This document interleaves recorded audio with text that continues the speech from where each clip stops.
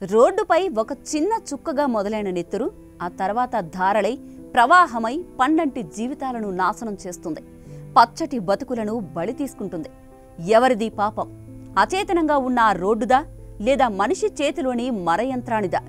ప్రజాప్రతినిధులకు, నాయకులకు, అధికారులకు కనిపించడం లేదా శవాల గుట్టలు, వినిపించడం లేదా ఆర్తనాదాలు?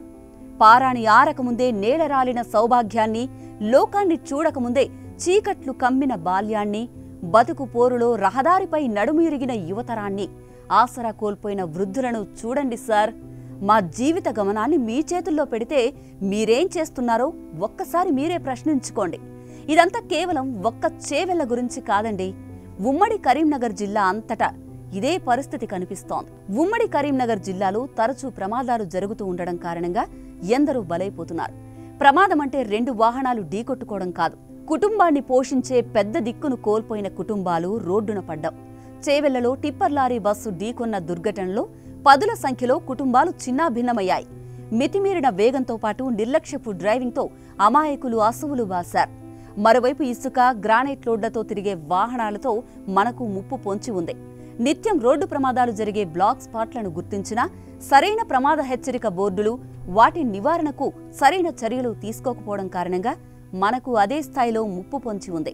ఉమ్మడి జిల్లాలో నమోదైన రోడ్డు ప్రమాదాల్లో కరీంనగర్ జిల్లా టాప్లో ఉంది. ఇక్కడ మొత్తంగా 624 ప్రమాదాలు జరగ్గా 164 మంది మరణించారు. 576 మంది గాయపడ్డారు. తర్వాత స్థానంలో జగిత్యాల ఉంది. ఇక్కడ 402 రోడ్డు ప్రమాదాలు జరిగాయి. 150 మంది అసూలు బాశారు. 413 మంది గాయపడ్డారు. పెద్దపల్లిలో 245 రోడ్డు ప్రమాదాలు చోటు చేసుకున్నాయి. 75 మంది మరణించగా 204 మంది గాయాలతో బయటపడ్డారు.